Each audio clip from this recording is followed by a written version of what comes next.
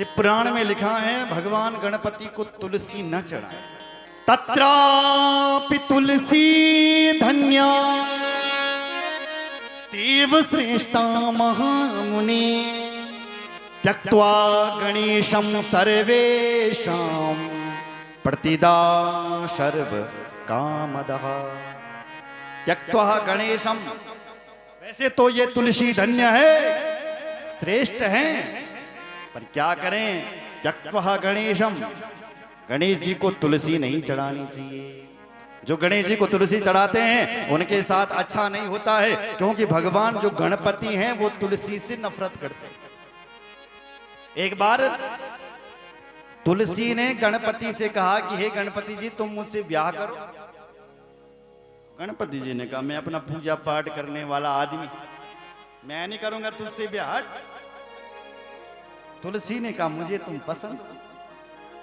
तो गणपति ने बार बार मना किया। तुलसी जब थक गई मना करके तो श्राप दिया, हे गणपति तुम मुझसे ब्याह नहीं कर रहा तो मैं तुझे श्राप देता हूं, जा तेरे दो ब्याह हो जाए। गणपति ने कहा ये तो बड़ी दुष्ट निकली रे, मैं करना ही नहीं चाहता हूं, मेरा 2 ब्याह हो जाएंगे। ए दुष्ट, मैं भी तुझे श्राप देता हूं, जा तेरा ब्याह सीधे राक्षस के साथ होगा। तो उसी तुलसी का ब्याह राक्षस जी के साथ यानी जलंधर के साथ हो गया। बोलो जय श्री राम। राक्षस के साथ तुलसी का फिर ब्याह श्राप के कारण। इसीलिए भगवान गणपति के 2 ब्याह हुए, रिद्धि और सिद्धि के साथ। आगे आप सुनेंगे, पुराण में आएगा। इसलिए भगवान गणपति तुलसी से नफरत करते हैं। बोल भक्त वत्सल भगवान की जय। तुलसी को रविवार को नहीं तोड़ना चाहिए, मंगलवार, शुक्रवार, एकादशी, द्वादशी, अमावस्या और पूर्णिमा। पूर्णिमा को तुलसी नहीं तोड़नी चाहिए, अमावस्या को भी तुलसी नहीं तोड़नी चाहिए, एकादशी और द्वादशी को भी नहीं। रविवार, मंगलवार और शुक्रवार, इन बारों को भी तुलसी नहीं तोड़नी चाहिए। और जो नारायण के भक्त हैं उनको तो भगवान को जब भोग लगाना है तो तुलसी ही डाल करके लगाना चाहिए। ध्यान रखना, कभी आपने तुलसी नहीं डाली तो वो भगवान भोजन भी स्वीकार नहीं करते हैं भाई। बोलो जय श्री राम। इसलिए शिव पुराण में लिखा गया है सर्वदेव प्रिय किया विष्णुश्चैव विशेषतः, विष्णुश्चैव विशेषतः। विष्णु भगवान को विशेष ये तुलसी प्रिय है। बोलो शंकर भगवान की जय। हर हर महादेव। बोले गणपति भगवान की जय। अब ऋषियों ने पूछा, सूत जी कहते हैं हे ऋषियों, ये भगवान गणपति की हमने आपको कथा सुनाई, अब आप और क्या सुनना चाहते? शिव जी क्या हमें और चरित्र सुनाइए। तब श्री सूत जी महाराज युद्ध खंड में प्रवेश करते हैं। भगवान शिव जी के पुत्र जब कार्तिकेय जी ने जब तारकासुर को मारा था, उसके बाद तारकासुर के जो पुत्र थे तारकाक्ष, विंध्यमाली और कमलाक्ष, ये पैदा हो गए और ये भगवान शिव के साथ युद्ध करने के लिए भयंकर इन्होंने युद्ध किया। लेकिन बाबा शंकर ने इनको एक एक त्रिशूल से उड़ा दिया, मौत के घाट उतार दिया। उसके बाद एक त्रिपुरासुर पैदा हो गया, उसके बाद उससे भी भगवान शिव ने युद्ध किया और उसको भी काल के घाट उतार दिया। थोड़ी सी शांति से बैठे थे, इतने में एक जलंधर नाम का असुर पैदा हो गया। बोलो जय श्री राम। ये कैसे प्रकट हुआ? तो शिव पुराण में लिखा है शिव जी ने जब कामदेव को भस्म किया था तो शिव जी की जो तीसरी आंख है ना, मैं कह रहा था, तीसरी आंख में आग भरी हुई रहती है। क्या भरी रहती है? आग। एक बाबा ही ऐसे हैं जिनके पास सब कुछ, आग भी है, पानी भी है। आग और पानी एक जगह नहीं रह सकता, लेकिन बाबा के यहाँ है। तो एक भगवान शिव हैं जिनकी तीसरी आंखों में आग भरी हुई रहती है और मस्तिष्क पर जल भरा हुआ रहता है। तो बाबा की जब ये तीसरी आंख खुली थी तो कामदेव भस्म हो गया था। जब वो अग्नि शांत नहीं हो रही थी तो ब्रह्मा जी ने कहा अब क्या करें? तो ब्रह्मा जी ने देवताओं के साथ वो अग्नि उठाई और समुद्र में डाल दी। तो समुद्र से महाराज उसी अग्नि से ही एक राक्षस पैदा हो गया।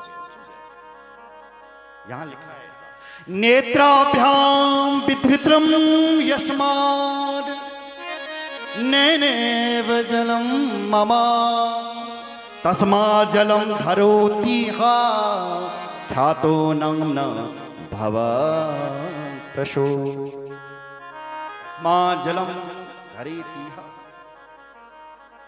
आज इसने जल के अंदर से ही अवतार धारण कर दिया, जन्म धारण कर दिया। इसलिए इसका बाप भी है जो वो शिव ही है। जय श्री राम, जोर से बोलो। क्योंकि ये समुद्र से जल के अंदर से प्रकट हुआ, इसके लिए इसका नाम जलंधर रखा। असुरों को पता चला, इसका पालन किया और इसका जो आगे जाकर के ब्याह वो भी तुलसी से ही। तुलसी से जैसे ही इसने ब्याह किया तो इसकी जो पत्नी थी ना तुलसी, वो खूब पूजा पाठ करती थी। क्या करती थी? पूजा पाठ। ये तो कुछ नहीं करता था, ये तो राक्षस था। पर लेकिन इसकी जो पत्नी थी, ध्यान से सुनना, खूब पूजा पाठ करती थी। इसका मतलब क्या है? आप जब पूजा पाठ करते हो, आप जब कथा सुनते हो, तो इसकी शक्ति आपको ही नहीं आपके पति को भी मिलती है और आपके बच्चों को भी मिलती है। बोलो जय श्री राम। इसलिए ताली बजाओ अपने लिए, जोर से बजाओ। जब आप कथा सुन रहे हो तो इसका मतलब यह है कि आपके पति को भी शक्ति मिल रही है। जब आप पुण्य कमा रहे हो, वो बलशाली हो रहे हैं, शक्तिमान हो रहे हैं। और जब आप धर्म से दूर हो जाते हैं, पति कमजोर हो जाता है, न्यून हो जाता है। बोलो जय श्री राम। इसलिए अपने पति की आयु बढ़ानी है, उनको शक्तिमान बनाना है, तो खूब पूजा पाठ किया करो। शिव पुराण में लिखा है तुम तो होंगे ही, लेकिन पति भी। शंकर भगवान की जय। ऐसी जब इसने खूब पूजा पाठ किया इस वृंदा ने, तो इसका जो पति था ना जलंधर, बहुत बड़ा शक्तिशाली बन गया महाराज। पर शक्तिशाली बन करके देवताओं को रुलाने लगा, मारने लगा, पीटने लगा।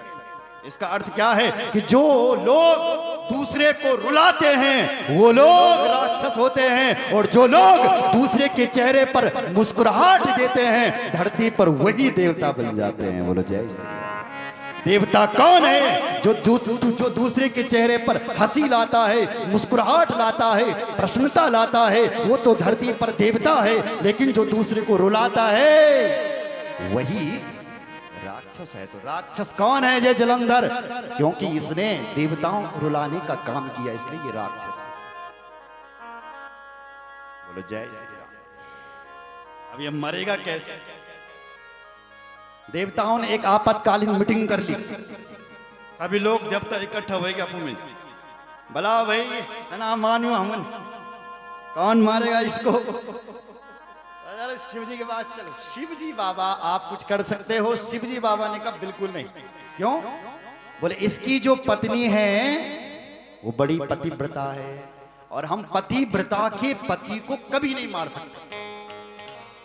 यदि इसकी पत्नी का पतिव्रत धर्म नष्ट होगा तो ये मर सकता है, नहीं तो इसको कोई मारने वाला है ही नहीं। बोले इस काम को करेगा कौन? बोले मैं तो करूंगा ही नहीं। शिव जी ने हाथ जोड़ दिया। तो कौन करेगा? बोले तुम नारायण के पास जाओ, वो बड़े छलबली, कुछ भी कर सकते हैं। सारे देवता नारायण के पास गए। प्रभु अब आप ही कुछ करो, हम काम उन्हें अपना स्वर्ग खाली कर दिया, यूं हम कहा कि नो तुम मारे ये।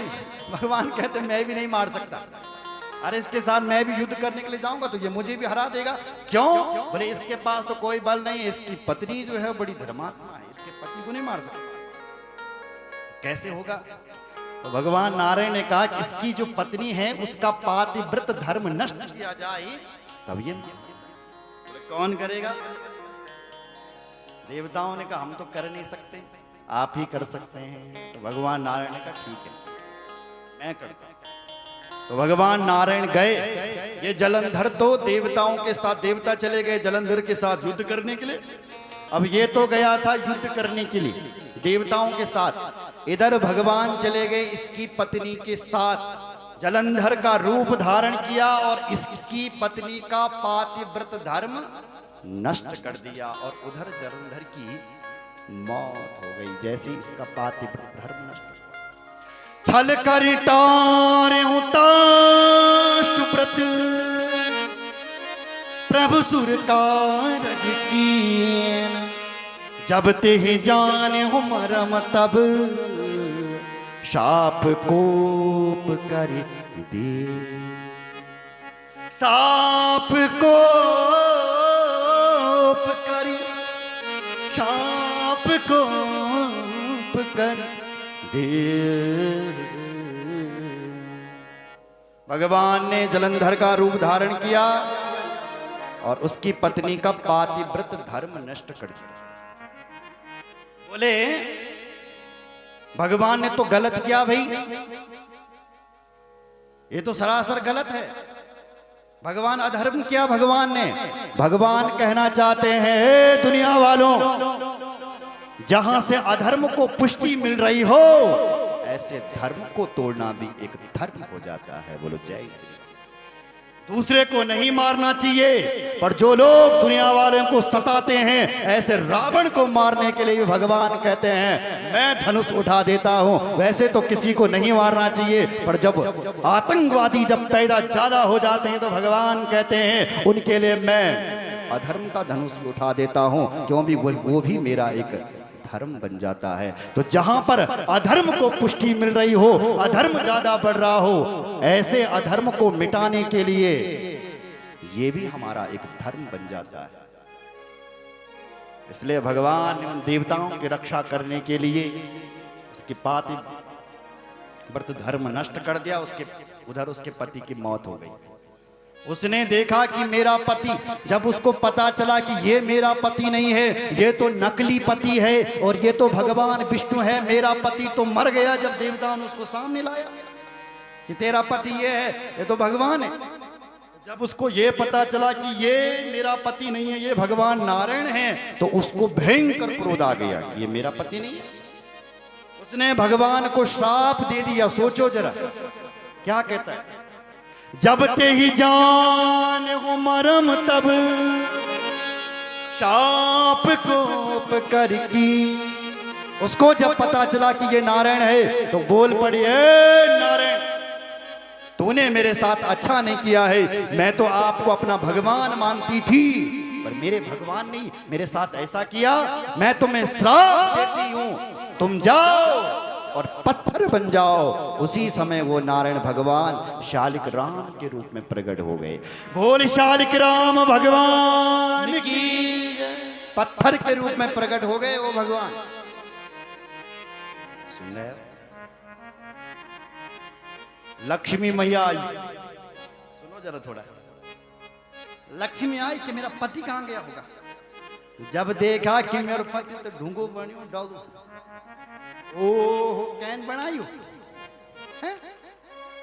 बोले इसने ये जो उल्टा है, ये जो वृंदा है, अच्छा इसने।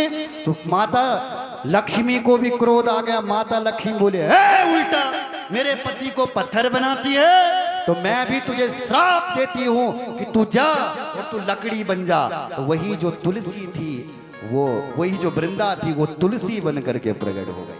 बोल तुलसी मैया की जय। तो वृंदा नाम तुलसी, वो जो वृंदा थी वो तुलसी बन करके। उसके बाद वो अपने पति के साथ सती होने के लिए गई महाराज। और जैसे ही सती हुई तो सती होने के बाद उसकी जो राख थी, उसकी राख से 3 पौधे उत्पन्न हो गए, ऐसा शिव पुराण में लिखा है। वृंदा की राख से 3 पौधे उत्पन्न।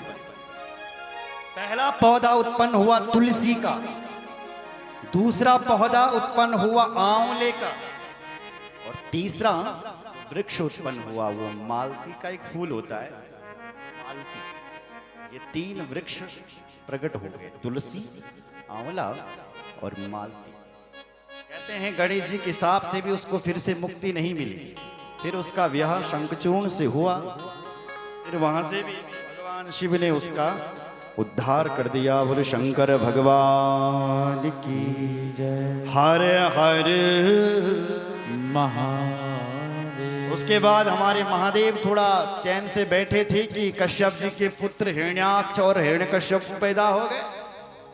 इनकी कथा श्रीमद् भागवत में आप सुनते हैं। भगवान नारायण ने उनको वराह रूप धारण करके हिरण्याक्ष का उद्धार किया और सिंह रूप धारण करके हिरण्यकश्यप का उद्धार कर दिया। और नारायण भगवान की जय।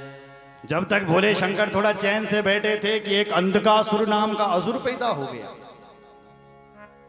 उसने भी बाबा को बहुत, देवताओं को बहुत सताया। ऋषियों ने प्रश्न कर दिया, गुरुदेव ये अंधक कौन है, ये किसका पुत्र है, ये कैसे प्रकट हुआ, कहां से आया, इसका नाम अंधकासुर क्यों पड़ा। कहा ना आयु तो ऋषिगण सूत जी महाराज का, आओ आओ ऋषियों, मैं तुम्हें इसकी कहानी विस्तार सहित सुनाता हूं।